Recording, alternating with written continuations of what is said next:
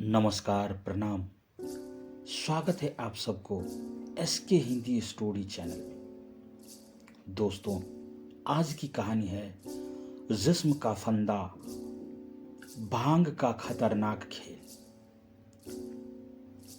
दिल्ली की सर्दी रात चांदनी की रोशनी में झिलमिलाते हुए एक साधारण सी गली में एक खतरनाक खेल चल रहा था। यह एक खेल था जिसमें एक औरत जिसका नाम राधिका था। राधिका ने पुलिस को गुमराह करने की योजना बनाई थी। वह भांग की तस्करी में लिपटी हुई थी, लेकिन उसकी असली मंशा कुछ और ही थी।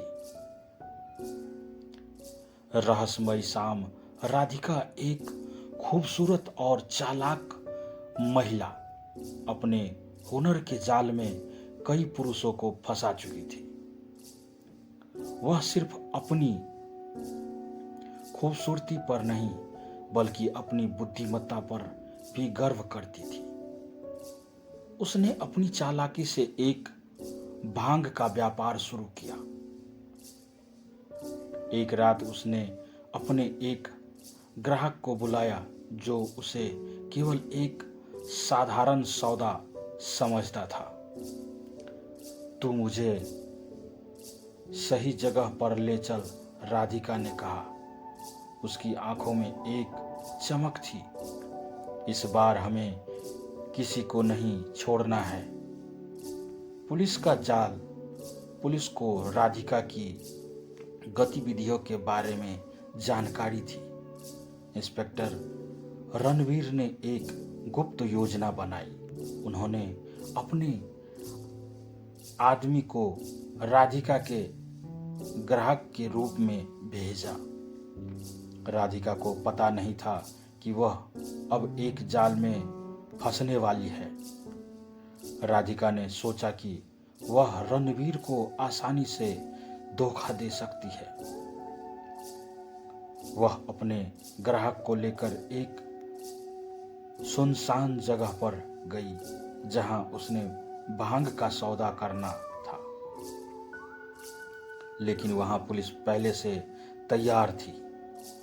खेल का मोड़ जब राधिका ने पुलिस को देखा तो उसकी धड़कन तेज हो गई, लेकिन उसने अपनी हिम्मत नहीं हारी।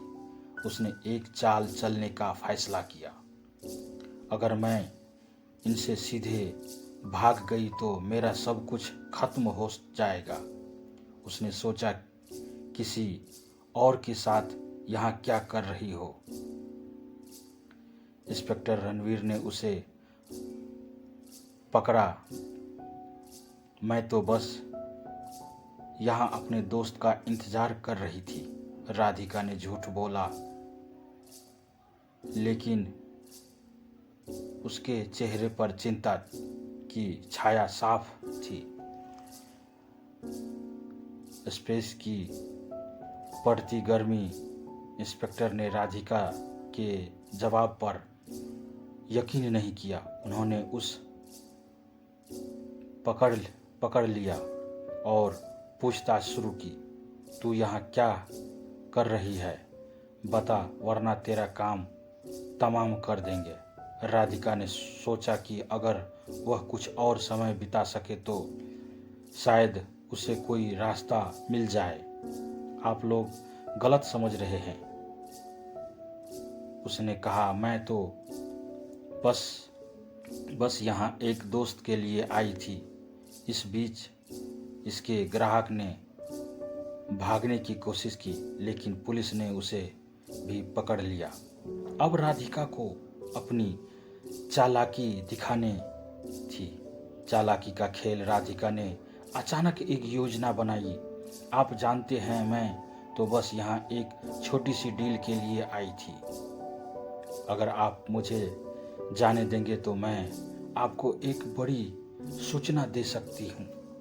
इंस्पेक्टर रणवीर ने उसकी बातों पर ध्यान दिया। कौन सी सूचना? उन्होंने पूछा। मुझे पता है कि शहर में एक और बड़ा तस्कर है जो भांग का बड़ा सौदा कर रहा है। अगर आप मुझे जाने देंगे तो मैं आपको उसकी जगह बता सकती हूँ। राधिका ने कहा। यह मोड़ रणवीर ने सोचा कि शायद यह सही हो। उसने राधिका को छोड़ने का फैसला किया, लेकिन उसे कड़ी निगरानी में रखा। राधिका ने मौका पाकर अपने दोस्तों को फोन किया जो तस्करी के नेटवर्क में था।